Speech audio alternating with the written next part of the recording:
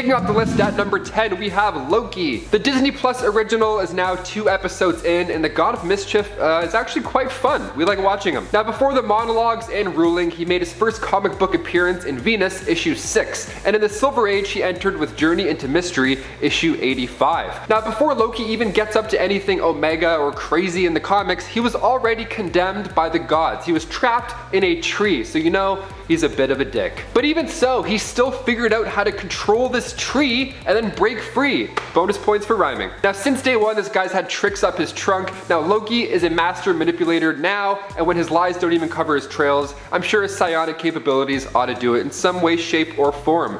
Be it astral form or he can do anything he wants, basically. Number 9, the Marquis of Death. Clyde Wincham Jr. made his Marvel debut in Marvel 1985, issue 2. He's considered one of the most powerful entities in the Marvel universe. The Marquis of Death is one of the only survivors of his reality. He's the only mutant in his universe. And when his powers were uncontrollable, Reed Richards found him and then held him on our Earth, 616, in a place called Area 87. So he sat there with his helmet on, he was controlled. He spent an eternity having good dreams, just staying safe, not a bad time at all. It could be way worse. But then when Area 87 was inevitably attacked, Clyde's mind was restored, and now he was just out to destroy. He spent eternity mastering time and space. So once he was free, he wiped out everything that he came in contact with in every multiverse. He's responsible for training Dr. Doom. He taught him everything that he knows, because he saw potential in Victor. Then he traveled to Earth one dimension away and killed everybody in the world except for Reed Richards, his husband Jack Storm, the Human Torch of that world, and then the Sun. So it's just Reed, the Human Torch, and then the Sun, all hanging out, getting a tan, just being bored out of their mind. Number 8, Hela. She first appeared in Journey into Mystery, issue 102. Hela, aka the Goddess of Death, cool nickname. She's the oldest of Odin's children. She was in Thor Ragnarok. She was Odin's personal executioner, and she's the same person who broke Thor's hammer with her bare hands. So when somebody dies in a battle, they're sent to Valhalla by Odin's Valkyries. But when a dishonorable soul dies, it stays in the body until Hela comes around and then condemns it with her touch of death. She also doesn't even have to wait until you die either. She can just boop a healthy Asgardian to death. That's intimidating. You don't want to play tag with Hela. Or if you do, just don't get caught. Do not get caught. Wear your good shoes for that one. Number 7, Queen of Fables. I like to throw in a fun one. Let's do it. She made her first debut in JLA issue 47. Now, once upon a time, long ago, she ruled until a princess named Snow White came along and trapped her in the Book of Fables. She was trapped in a book. So already I'm like,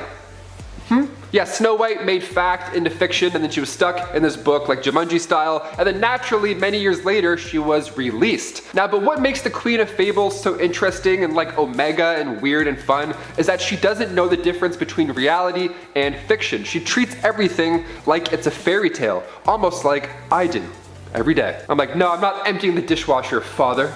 Be gone, fool. So if you have any theater school friends, they're kind of like that all the time, only with magical powers. Reality altering magical powers. Now, one of the only things that can hurt her is Wonder Woman's lasso of truth. Of course, because it snaps her out of this reality, this literal fantasy that she's living. Now, I love when the Queen of Fables is released because it's so terrifying. I would never want to be this family who has to deal with this. It starts with a mother reading to her son, and then after she realizes that the book's a little twisted, it's too late. There's like demons out, it's literal, it's hell. It's like Jumanji, it's a nightmare. Number 6, Galactus. The wielder of the power cosmic. This one has to eat planets in order to survive. Quite the appetite. Galactus is the devourer of worlds, the great destroyer. He made his first appearance in Fantastic Four issue 48. He is the sole survivor of the 6th incarnation of the multiverse. But it didn't always start that way. Originally, he was a humanoid named Galen, born on a previous version of Earth called Planet Ta, which I like more than Earth. It sounds kind of assertive. Yeah, there's Venus, there's Neptune, and then Ta. Okay, Ta. What a good one. It was a paradise whose civilization was way more advanced than any other in the universe at the time. And then when the cosmos were soon ending, the embodiment of the 6th infinity, the sentience of the multiverse, approached Galen and merged with him, just became him. Now Galactus resides in the 7th iteration of his universe, which is our Earth 616. Ooh, scary. This dude's wild. He ate Infinity Stones once. In Thanos issue 4, he ate the Infinity Stones. If you can't beat him, eat him, I guess. Number 5, Matthew Malloy. That's a nice name. He doesn't sound very scary, right? Right? This one is very tragic, this poor man. Okay, Matthew was a regular Joe living in Charleston, South Carolina, when all of a sudden Earth gets hit with a Skrull invasion. Sounds like a brutal time already, but then when his wife Jules is vaporized by a blast from a Skrull ship and his home is just gone, it's toast. It's bad. It's not looking good. He's severely depressed. Now, a year later, he sees his late wife's sister and they catch up. And it's hard for Matthew. He hasn't seen her up until this point, so it's hard to talk about this stuff. The trauma was still in there. The trauma is very intense. And that's when his mutant powers manifested. He erupted with energy, so much energy that it ended the life of the sister. So, like, it's the worst luck. This poor family and this poor guy, Matthew. So then he's standing there in the middle of this crater in shock, and then that's when Maria Hill's hologram shows up on a drone. And she's like, "Are you okay? Are you a mutant?" And he's like, "Ah," and he freaked out a little bit more. And then she sent a strike team, and then this caused them to release even more power and then take more lives.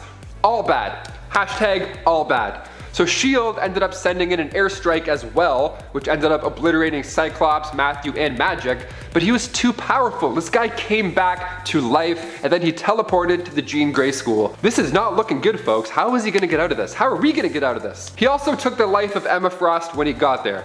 It's really bad. So Tempest decided the only way to take care of this beyond Omega level threat was to go back in time. We gotta make sure his parents never meet. Then we can avoid some serious casualties. Number 4, Mephisto.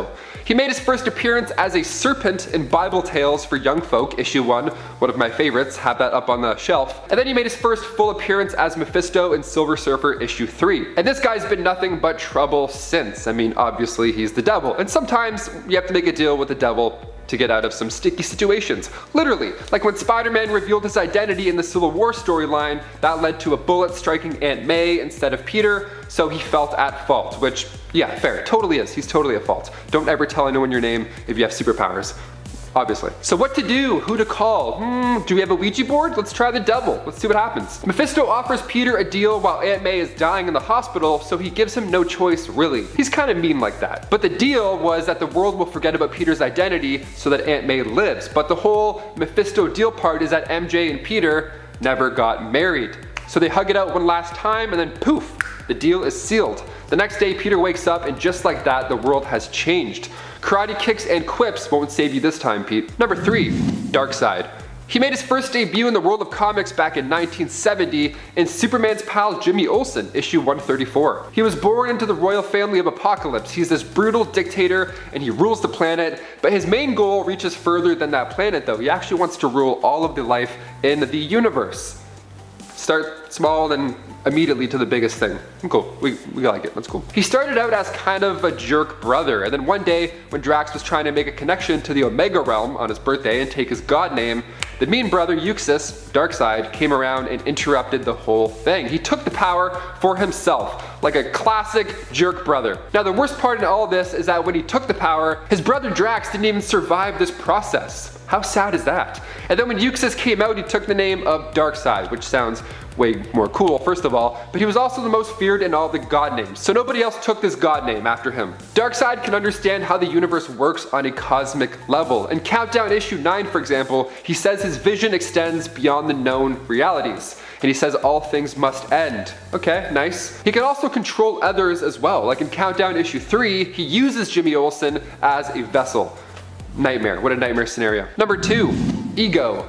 The living planet, kind of a big deal, literally a big deal as well. Making his first appearance in Thor 132, after the stranger visits his home star to conduct an experiment that would cause it to explode, it would go supernova and destroy the planets orbiting it, right? Now a scientist named Egros was determined to save his species from this. I mean, didn't sound like a pleasant way to go out, so great call. So the day before its Destruction Eve, Egros was like, okay, everybody move into these bunkers at the planet's core, that way when the sun goes bye-bye, when it goes supernova, we're still safe. Deal? Awesome. Get under there. Go, little fucker. Get under there. Cool. It's a good plan, I guess. Everybody makes their way down, but Egros doesn't make it in time. The sun started to go supernova sooner than they had all expected, so Egros got stuck in the blast. Now this made everything around him just merge together, including him. Every living thing turned him into this planet, a living planet. It's not so bad though, being a planet. He does have a companion. Of course he has the selfish moon named Id. Imagine having a moon just orbiting around you. What a treat. He would just check in on you every 3 days or so. And finally, number 1, Ares. the god of war himself. Yeah, let's finish with Ares. He entered DC Comics back in Wonder Woman issue 1, but long before that in Greek religion he was the spirit of battle. He represents the distasteful aspects of brutal warfare and slaughter. Put that on a LinkedIn, that sounds nice, that's catchy. So when you see him in comics, you already have a sense of the power within him. Now the son of Zeus and Hera, yet still Ares didn't fit in with the other gods of Olympus. I wonder why. So he created his own realm, the Areopagus. He tried his hardest to destroy the Amazons, but luckily that's when Wonder Woman was brought into this wonderful world. So she made it quite hard for him to conquer. Number 10. Zom. When Umar, the sister of Dormammu, invaded Earth and Doctor Strange could not defeat her, he needed some way to put her down. The Ancient One told Doctor Strange about the interdimensional being known as Zom. Zom easily defeated Umar, but being free and not wanting to go back, he turns on Doctor Strange. Zom is so powerful that there was absolutely nothing that Doctor Strange could do. Even if all the reality warping heroes and all the Avengers combined forces, they would not have been able to defeat Zom. It took the power of the Living Tribunal, the judge of the multiverse, who had not even been seen in Marvel Comics before this point, to whisk him away. And then, the Tribunal scolded Doctor Strange for summoning a being who could literally wipe out the multiverse. Zom has no other goal than to completely annihilate and destroy everything. Ever. Zom is one of the most powerful mystical entities in the entire Marvel universe, and the Living Tribunal is the only person who has been shown to stop him. But we haven't seen much of him at all, which is why I put him at number 10. Number 9. The Batman Who Laughs. He's relatively new to comics, but he is nonetheless an exceedingly powerful character. He hails from Earth -22, where Batman kills the Joker, releasing a concentrated form of Joker toxin that turns Bruce into a Batman-Joker hybrid, with all the intelligence and athleticism mixed with the insanity and psychosis of the Joker. So how is he beyond Omega level? Because of the resources and mind he possesses. He has a book on how to destroy the multiverse, as well as a real-world comic book that lays out the structure of the universe. He has a pack of metal cards that can warp reality. His visor allows him to see the dark multiverse as well as people's fears and dark desires, which he can then manipulate. He can recruit minions to his cause like his Robins, and can turn people to his side with his Joker toxin. People like Shazam, as an example. He has killed Superman, Martian Manhunter, The Flash, Plastic Man, and Wonder Woman on his Earth. It's essentially what would happen if Batman was evil and had prep time. The answer is part of one of the best comic stories in recent years. And I'm not sorry, I always talk about him. Number 8. Dormammu. Dormammu is one of a race of extra-dimensional energy beings called the Faltine. Him and his sister, Umar, are both mutants of the species, who seek to consume matter instead of energy, which is a big no-no. And, along with killing their pops, it caused them to be banished. They both traveled to the dark dimension, and eventually, Dormammu took it over. Dormammu is the prime enemy of the Vishanti. They're the gods who give the Sorcerer Supreme his power, and it's stated by Odin that this guy is his equal in power. He's more powerful than even the greatest sorcerers, including Doctor Strange and the Ancient One, and he can banish anyone from his domain, the Dark Dimension. But he usually fights them for a bit of sport, you know? He also has super strength, astral projection, matter transmutation, interdimensional teleportation, flight, he can change his appearance and size, he can control the elements, time travel, and project and absorb energy. He's also immortal and has a regenerative healing factor, which seems kinda useless if you're immortal, but hey, I just work here. Hey, it's me. Just a regular dude. No Omega level powers, but you know what? I don't need it. I thrive off the support you guys show when you like and subscribe to this channel. So thanks for that, you beautiful, beautiful people. We appreciate you. Number 7.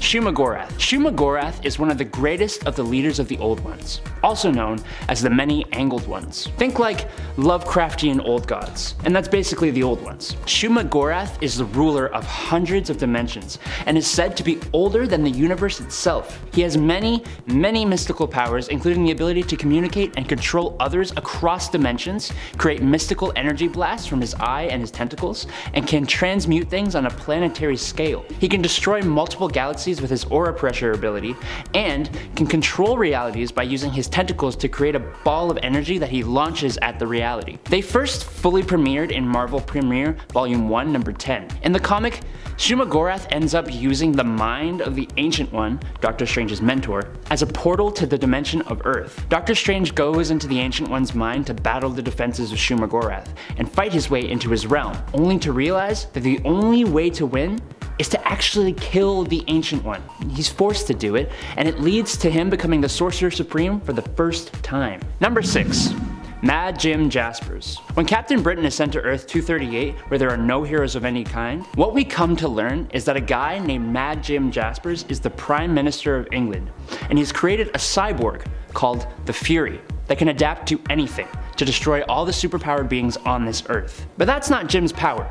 See, we are being delivered this information from inside of a teapot helicopter that is immensely bigger on the inside than it looks on the outside, with the room growing and characters appearing that are dead or that resemble Alice in Wonderland characters. That's because Mad Jim Jaspers has the ability to warp reality. When Earth 238's reality is completely destroyed, we're eventually introduced to an Earth 616 reality, Mad Jim Jaspers, who is way more powerful than his 238 counterpart. When Captain Britain pays him a visit, Jim uses his powers to make Captain Britain believe he was dreaming and that he has just woken up out of a coma. He then gets frustrated and wipes this entire reality clean to start fresh. He is eventually destroyed by the Fury cyborg that survived the 238 reality, who teleports Mad Jim to the empty 238 reality, where there is no reality for Mad Jim Jaspers to warp, and the Fury cyborg kills him. It's kind of confusing. Number 5.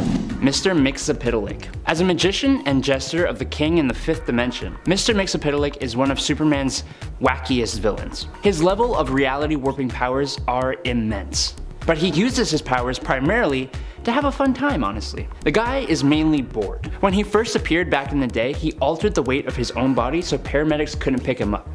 And he made the mayor sound like a donkey. There's a story where he makes himself look like Clark Kent and then wipes his own memory so that he forgets he isn't Clark Kent. He breaks the fourth wall, can become a character in a television show, can turn off gravity, moves forward and backwards in time, is revived if he dies, and has interacted with the writers of the stories. His powers are only ever limited by his own imagination. Luckily, he isn't truly evil.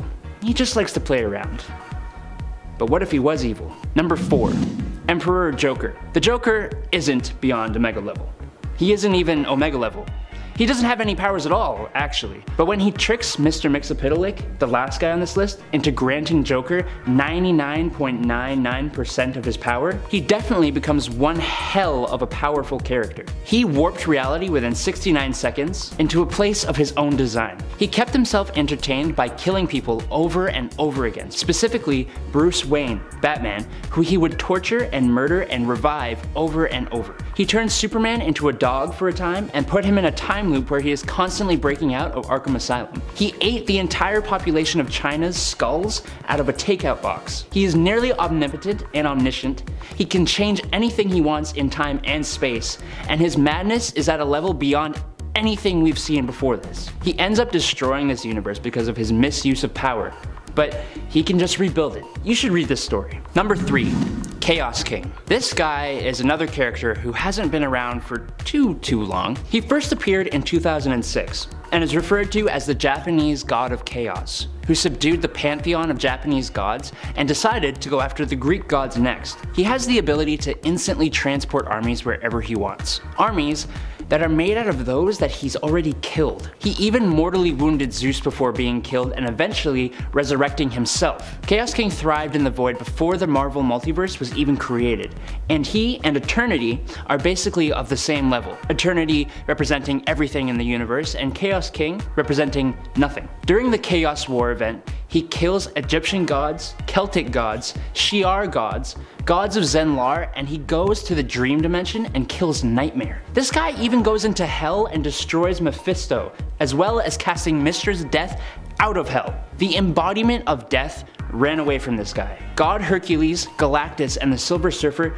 couldn't defeat him until Hercules used all of his strength to punch the Chaos King into a dimension of nothingness after he has destroyed 98.76% of the multiverse. Yeah, he's kinda nuts. Number 2, the Beyonders. The Beyonders come from a dimension outside the Marvel multiverse. Omnipotent, all-powerful, can create and destroy life, create planets and stars. They created the Molecule Man in every universe in order to destroy them all and blow up the whole multiverse just to see what would happen. They have killed celestials and cosmic entities of every universe, even the living tribunal who was supposed to maintain balance in the multiverse.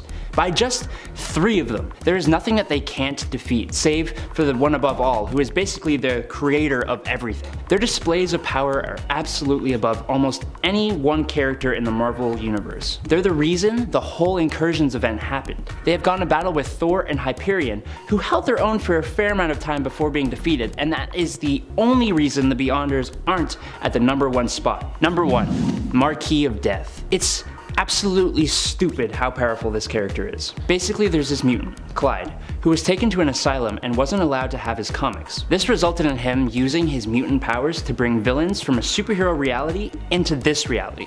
Eventually, the heroes of that reality show up and they win, and they end up bringing Clyde back to their universe to help him. Clyde eventually kills all the villains in that universe with a wave of his hand and spends 1 billion years learning how to manipulate space and time. Fast forward to after the events of Dark Reign, Dr. Doom's master shows up.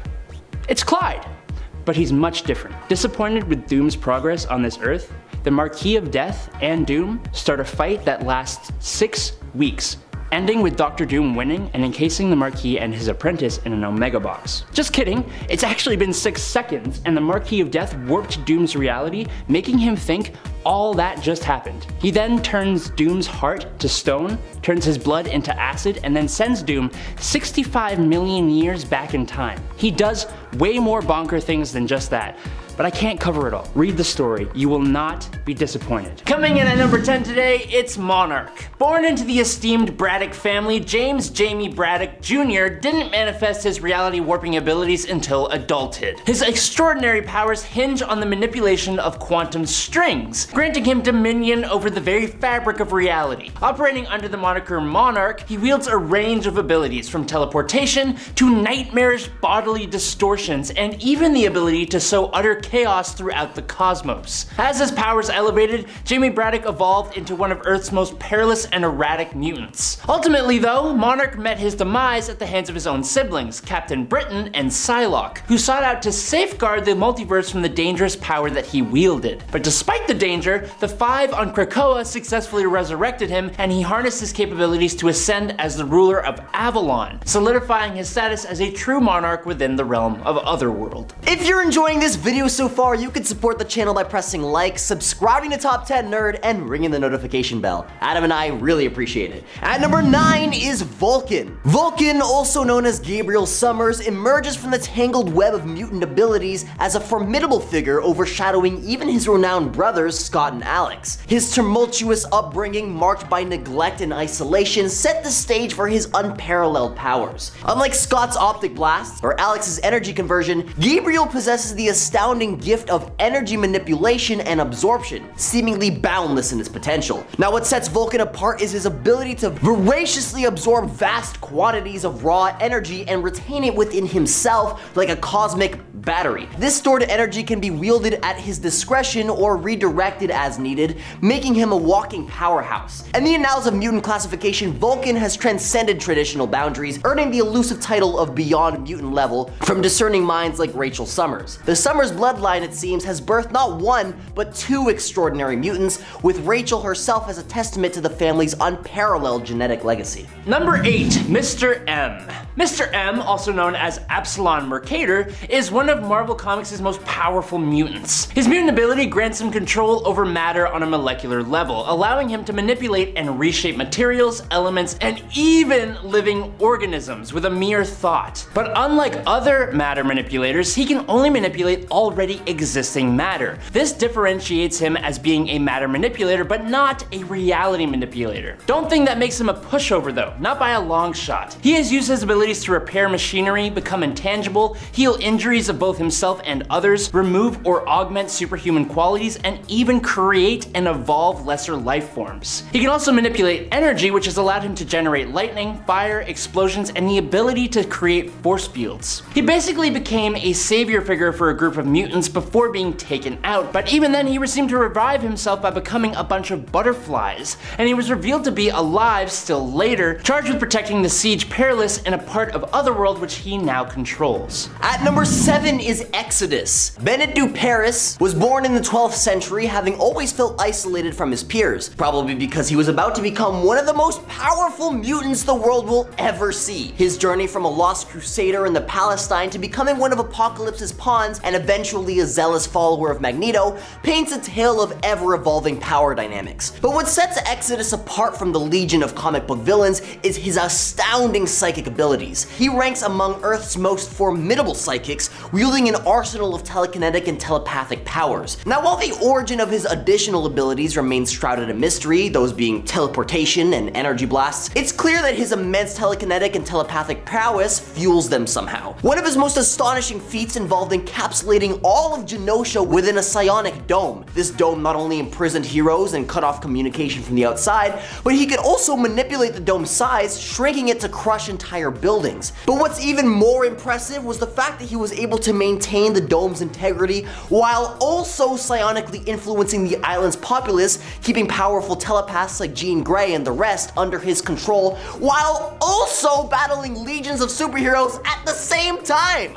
Although this display of absolute power is probably an outlier, it highlights Exodus's sheer power and potential, making him a formidable antagonist lurking far beyond Omega level capabilities. Number 6, Magneto. Magneto boasts a storied history in the Marvel Universe, largely characterized by his antagonistic role as the foremost rival of Professor Charles Xavier. What makes his perspective particularly intriguing is the juxtaposition of his past as a child of a Jewish family during World War II and his subsequent belief in mutant supremacy over regular humans, even after enduring years of persecution. This worldview has driven him to lead the Brotherhood of Evil Mutants and various other factions in opposition to the X-Men and Earth's other heroes. Magneto's reputation as a formidable force precedes him. His unparalleled power and extensive experience position him as an adversary few dare to challenge. Remarkably, to prove his power, there was a moment when he had his heart torn out by the villain Uranos. Yet, he somehow defied death by using his powers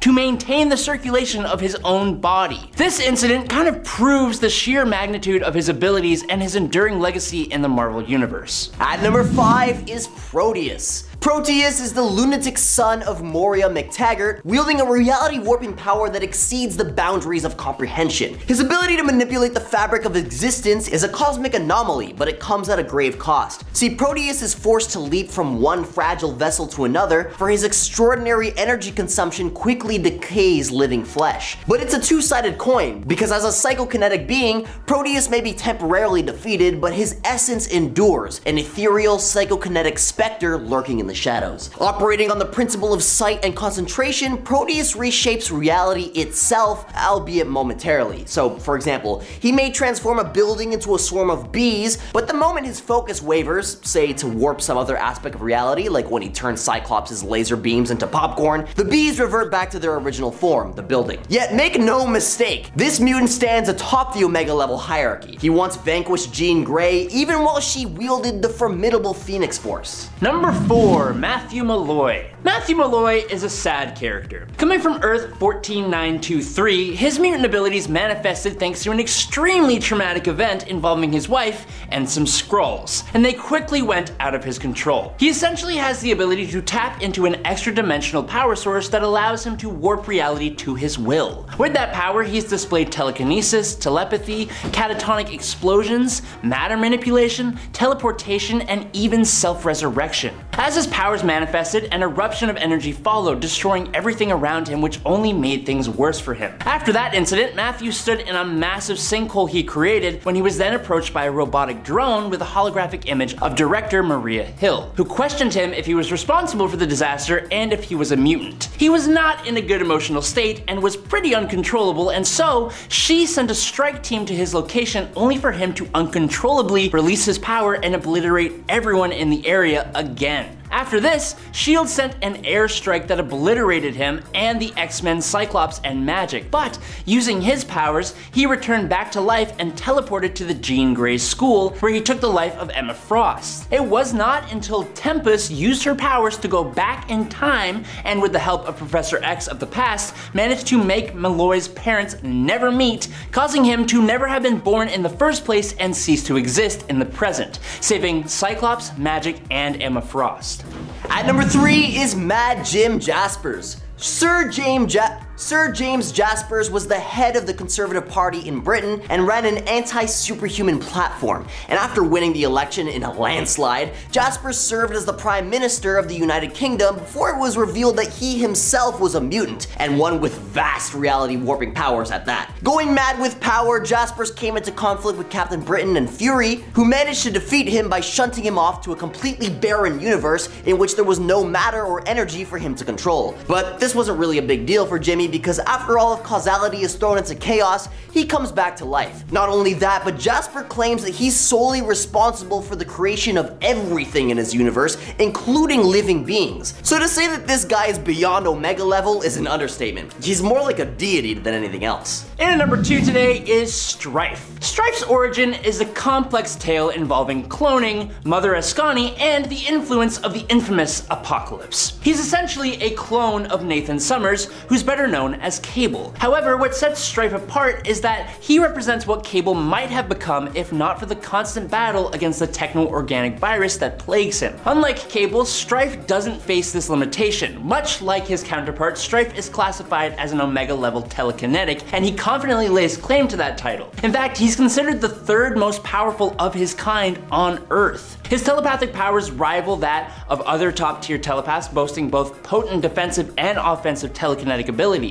To add to his arsenal, he's been cybernetically enhanced by Apocalypse, granting him superhuman physical attributes. Strife is an imposing and relentless villain, a force that should just never be underestimated. And coming in at number 1 is Scarlet Witch. Wanda Maximoff, the Scarlet Witch, is a marvel of Marvel. She started off as a villain with the Brotherhood of Evil Mutants, but soon switched sides to become one of the Avengers' most iconic members. Her power is all about bending probability and reality. Originally thought to be her mutant power, it's actually innately magical thanks to her lineage and the High Evolutionaries meddling. Alongside her twin brother Quicksilver, Wanda's powers initially manifested as hex bolts, volatile bolts of chaotic energy that altered the very fabric of probability. Initially, Wanda didn't have full control over the power and could accidentally hex objects with hand gestures like a magical Italian.